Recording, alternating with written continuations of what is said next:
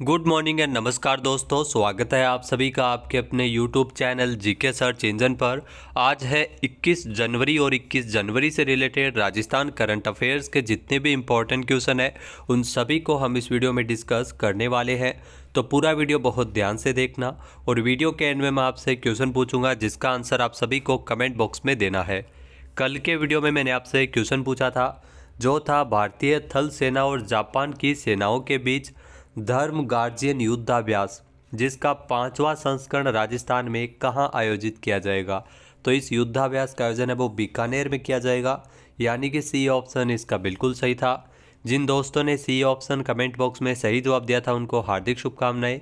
जी हाँ, भारत और जापान की सेनाओं के बीच भारतीय थल सेना और Japanese ground self defence forces के मध्य धर्म गार्जियन युद्धाभ्यास, इसका ये 5वां संस्करण है। इस साल जो राजस्थान के बीकानेर में स्थित महाजन फील्ड फायरिंग रेंज में इसका आयोजन किया जाएगा। पहली बार है जब जापानी सेना मरुस्थलीय परिस्थितियों में युद्धाभ्यास में हिस्सा लेगी। इस युद्धाभ्यास के जरिए भारतीय सेना को जापान की पूर्वी चीन सागर में चीन के विरुद्ध रणनीति समझने में मदद मिलेगी। धर्म गार्जियन 14 दिन तक युद्धाभ्यास चलेगा और इसके अगले महीने शुरू होने की उम्मीद है। अभी फ़िलहाल इसकी कोई तारीख तय नहीं है। सबसे पहले 2018 में जो धर्म गार्जियन युद्धाभ्यास है वो मिजोरम में हुआ था। 2023 में इसका आयोजन जापान के इमाजू शहर में किया गया था। तो चलिए स्टार्ट करते हैं आज के राजस्थान करंट अफेयर्स के क्वेश्चन। पहला क्वेश्चन है, हाल ही में राजस्थान में किस जिले के आर्यन सिंह को प्रधानमंत्री राष्ट्रीय बाल पुरस्कार 2024 से नवाजा जाएगा। जी हाँ, राजस्थान से एक बालक का चयन है वो प्रधानमंत्री राष्ट्रीय बाल पुरस्कार 2024 के लिए किया गया था। आर्यन सिंह जो राजस्थान के कोटा से संबंधित है, यानी कि बी ऑप्शन इसका बिल्कुल सही है जो आप तस्वीर में देख सकते हैं। आइए जानते हैं इम्पोर्टेंट फैक्ट्स। तो देश की राष्ट्रपति द्रौपदी मुर्मू 6 कैटेगरी में असाधारण उपलब्धि के लिए 19 बच्चों को 22 जनवरी को प्रधानमंत्री राष्ट्रीय बाल पुरस्कार 2024 से नवाजेगी, जिसमें राजस्थान के कोटा जिले के आर्यन सिंह को भी यह पुरस्कार दिया जाएगा। आर्यन सिंह जिनका संबंध है वो राजस्थान के कोटा से है और इनको प्रधानमंत्री राष्ट्रीय बाल पुरस्कार 2024 मिलेगा। 18 राज्यों और केंद्र शासित प्रदेशों से पुरस्कार विजेताओं में 9 लड़के हैं और 10 लड़कियां शामिल हैं। राजस्थान में कोटा के 17 साल के आर्यन सिंह ने एक रोबोट का आविष्कार किया है जो किसानों के लिए काफ़ी मददगार साबित हो सकता है।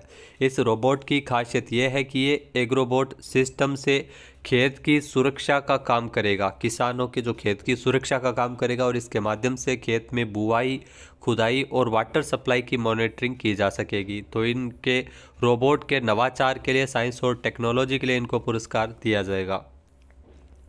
नेक्स्ट क्वेश्चन है, हाल ही में राजस्थान में back to the desert theme पर मरु महोत्सव का आयोजन कब किया जाएगा। तो ये ध्यान रखना, मरु महोत्सव कहाँ पर आयोजित होता है। हर साल इसका आयोजन जैसलमेर में किया जाता है और इस साल मरु महोत्सव का आयोजन 22 से लेकर 24 फरवरी तक किया जाएगा, यानी कि ए ऑप्शन इस क्वेश्चन का बिल्कुल सही है। आइए जानते हैं इम्पोर्टेंट फैक्ट्स। तो जैसलमेर का जो इंटरनेशनल डेजर्ट फेस्टिवल जिसे कहते हैं मरु महोत्सव, इस बार अलग ही रंग में आपको नजर आएगा। जी हाँ, इस बार फेस्टिवल के ज़्यादातर कार्यक्रम जैसलमेर ज़िले के पास सम गांव में, जैसलमेर में है सम गांव जिसके पास स्थित लखमना ड्यून्स पर इसका आयोजन किया जाएगा। इस बार के मरु महोत्सव की theme back to the desert रखी गई है। 22 से लेकर 24 फरवरी तक आयोजित होने वाले मरु महोत्सव की शुरुआत लक्ष्मीनाथ मंदिर में शोभा यात्रा के साथ होगी। नेक्स्ट क्वेश्चन है, हाल ही में American travel portal travel and leisure 2024 के टॉप 10 सोलो ट्रैवलिंग डेस्टिनेशन में राजस्थान के कितने शहर शामिल है। तो इसमें राजस्थान के 2 शहरों को शामिल किया गया है, यानी कि सी ऑप्शन इसका बिल्कुल सही है, जिसमें है एक जैसलमेर, जैसलमेर को दूसरे स्थान पर, और दूसरा है इसमें उदयपुर जिसको 9वें स्थान पर रखा गया है। आइए जानते हैं इम्पोर्टेंट फैक्ट्स। तो American travel portal travel and leisure 2024 के टॉप 10 सोलो ट्रैवलिंग डेस्टिनेशन में राजस्थान के 2 शहर शामिल है। इसमें बेस्ट सोलो डेस्टिनेशन की लिस्ट में जैसलमेर दूसरे स्थान पर है, जबकि राजस्थान का जो जिलों की नगरी उदयपुर है वो 9वें पायदान पर रहा है। जब कोई पर्यटक अकेले ही किसी डेस्टिनेशन की यात्रा करता है तो उसे सोलो टूरिज्म कहते हैं, सोलो टूरिस्ट उसे कहते हैं। American travel portal travel and leisure ने 2024 में भारत के बेस्ट जो टॉप 10 सोलो डेस्टिनेशन की लिस्ट है वो जारी की है। पर्यटन विभाग की ओर से हाल ही में उदयपुर को सोलो ट्रैवलिंग डेस्टिनेशन के लिए जो प्रसिद्धि दिलाने के लिए एक ऑनलाइन कैंपेन भी शुरू किया है। नेक्स्ट क्वेश्चन है, हाल ही में राजस्थान में 2 दिवसीय 11वां ग्लोबल स्पाइस समिट कहाँ आयोजित किया गया है? तो 19 और 20 जनवरी को ये ग्लोबल स्पाइस समिट है, जो 11वां जो मसाला समिट है, और इसका आयोजन जयपुर में किया गया था। यानी कि ए ऑप्शन इसका बिल्कुल सही है। आइए जानते हैं इम्पोर्टेंट फैक्ट्स। तो हाल ही में 19 और 20 जनवरी को जयपुर के राजस्थान इंटरनेशनल सेंटर में यह 2 दिवसीय 11वां ग्लोबल स्पाइस समिट का आयोजन किया गया था। इसमें मुख्य अतिथि के तौर पर राजस्थान विधानसभा अध्यक्ष वासुदेव देवनानी इसमें शामिल थे। समिट में देश विदेश के विख्यात 500 से अधिक मसाला उद्यमियों ने इसमें हिस्सा लिया था, और इसमें देश के प्रत्येक राज्यों के अलावा कुछ इंटरनेशनल मार्केट से भी मसाला कारोबारी इसमें शामिल हुए थे। आज भारत से 60% मसालों का निर्यात है वो हो रहा है विदेशों में, और इसका कारोबार 1.60 लाख करोड़ रुपए का है, जो बढ़कर 3 लाख करोड़ रुपए तक होने वाला है। अगला क्वेश्चन है, राजस्थान में कृषि और खाद्य उत्पाद निर्यात को बढ़ावा देने के उद्देश्य से उपयोगकर्ता अनुकूल वेब आधारित कृषि व्यवसाय सूचना प्रणाली किसने शुरू की है? तो इस सूचना प्रणाली को शुरू किया गया है कृषि निर्यात सुविधा केंद्र जोधपुर के द्वारा, यानी कि ए ऑप्शन इसका बिल्कुल सही है। आइए जानते हैं इम्पोर्टेंट फैक्ट्स। तो नाबार्ड द्वारा समर्थित कृषि निर्यात सुविधा केंद्र जोधपुर ने राजस्थान में कृषि और खाद्य उत्पाद निर्यात को बढ़ावा देने के उद्देश्य से उपयोगकर्ता के अनुकूल एक वेब आधारित कृषि व्यवसाय सूचना प्रणाली की शुरुआत की गई है। ये वेबसाइट एक व्यापक वन स्टॉप शॉप के रूप में काम करेगी। ये वेबसाइट फसल उत्पादन, मौसम, बाजार कीमतों और कीट प्रबंधन को लेकर समय पर और सटीक जानकारी प्रदान करेगी। इसी के साथ ही इसके जरिए सामग्री, उत्पाद और सेवाओं की खरीद फरोख्त जैसे कार्य भी ऑनलाइन लेन देन हो सकेगा। इसके अलावा इस वेबसाइट से किसानों, शोधकर्ताओं और व्यापारियों के बीच संचार और सहयोग की सुविधा प्रदान करता है ये पोर्टल।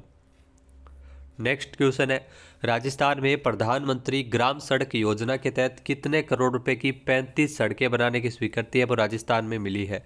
तो राजस्थान में तकरीबन 251.38 करोड़ रुपए की लागत से 35 सड़कों का निर्माण कार्य किया जाएगा प्रधानमंत्री ग्राम सड़क योजना के तहत, यानी कि सी ऑप्शन इस क्वेश्चन का बिल्कुल सही है। आइए जानते हैं इम्पोर्टेंट फैक्ट्स। तो राजस्थान को प्रधानमंत्री ग्राम सड़क योजना के तहत 35 सड़कों की स्वीकृति मिली है। भारत सरकार के ग्रामीण विकास मंत्रालय ने 19 जनवरी को इसके संबंध में स्वीकृति जारी की है। प्रधानमंत्री ग्राम सड़क योजना के तीसरे चरण के तहत प्रदेश में 251.38 करोड़ रुपए की लागत से 394.65 किलोमीटर की कुल 35 सड़कों का निर्माण कार्य किया जाएगा, और इसको लेकर स्वीकृति मिली है। उप मुख्यमंत्री राजस्थान की दिया कुमारी के मुताबिक प्रदेश के ग्रामीण इलाकों में सड़कें बनने से गांव से शहर का संपर्क सुदृढ़ और त्वरित हो सकेगा। इसके तहत डिडवाना, कुचामन, झुंझुनू और नागौर जिले में 35 सड़कों का निर्माण कार्य शुरू किया जाएगा।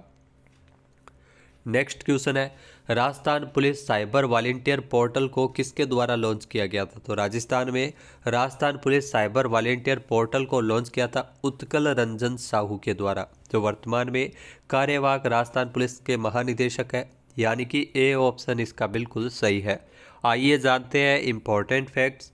तो राजस्थान पुलिस महानिदेशक उत्कल रंजन साहू, जिन्होंने 2 जनवरी 2024 को राजस्थान पुलिस मुख्यालय में Rajasthan police cyber crime awareness mission को लॉन्च किया।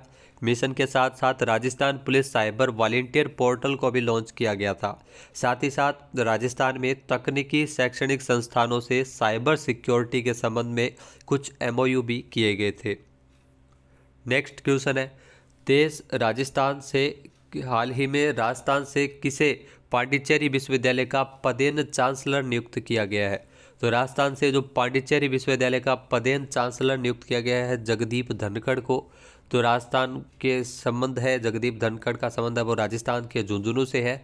ए ऑप्शन इसका बिल्कुल सही है। वर्तमान में जगदीप धनखड़ है वो उपराष्ट्रपति भी है। आइए जानते हैं इम्पोर्टेंट फैक्ट्स। तो उपराष्ट्रपति को पांडिचेरी का पदेन चांसलर नियुक्त किया गया है। भारत के उपराष्ट्रपति जगदीप धनखड़, जिनको पांडिचेरी विश्वविद्यालय का पदेन चांसलर नियुक्त किया है। यह नियुक्ति पांडिचेरी विश्वविद्यालय अधिनियम 1985 के कानून 1(1) में संशोधन का परिणाम है।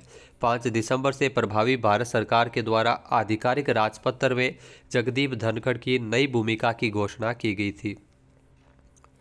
नेक्स्ट क्वेश्चन है, हाल ही में भारत के किस हवाई अड्डे ने विंग्स इंडिया अवार्ड 2024 में सर्वश्रेष्ठ हवाई अड्डा का पुरस्कार जीता है? तो सर्वश्रेष्ठ हवाई अड्डे का पुरस्कार जीता है बेंगलुरु हवाई अड्डा और दिल्ली हवाई अड्डा। इन दोनों ने संयुक्त रूप से ये पुरस्कार जीता है। सी ऑप्शन इसका बिल्कुल सही है। यह पुरस्कार उड्डयन मंत्री ज्योतिरादित्य सिंधिया के द्वारा दिए गए थे। आइए जानते हैं इंपॉर्टेंट फैक्ट्स। तो बेंगलुरु और दिल्ली हवाई अड्डे ने वर्ष 2024 के लिए जो सर्वश्रेष्ठ हवाई अड्डे का पुरस्कार जीता है, विंग्स इंडिया अवार्ड 2024 में बेंगलुरु और आईजीआई हवाई अड्डा दिल्ली, जिसको संयुक्त रूप से वर्ष का सर्वश्रेष्ठ हवाई अड्डे का पुरस्कार मिला है। बेंगलुरु के हवाई अड्डे को सालाना 25 मिलियन से अधिक यात्रियों को संभालने के लिए 25 MPPA ट्रैफिक अवार्ड भी मिला है। इसके अलावा स्काईवेज एयर सर्विसेज ने विंग्स इंडिया अवार्ड 2024 में सर्वश्रेष्ठ कार्गो सेवा का पुरस्कार भी जीता है। नेक्स्ट क्वेश्चन है, हाल ही में किसे सशस्त्र सीमा बल यानी SSB का महानिदेशक नियुक्त किया गया है? तो हाल ही में SSB का महानिदेशक नियुक्त किया गया है दलजीत सिंह को, जो आप तस्वीर में देख सकते हैं, यानी कि ए ऑप्शन इसका बिल्कुल सही है। आइए जानते हैं इंपॉर्टेंट फैक्ट्स। तो हाल ही में दलजीत सिंह चौधरी को सशस्त्र सीमा बल का महानिदेशक नियुक्त किया गया है।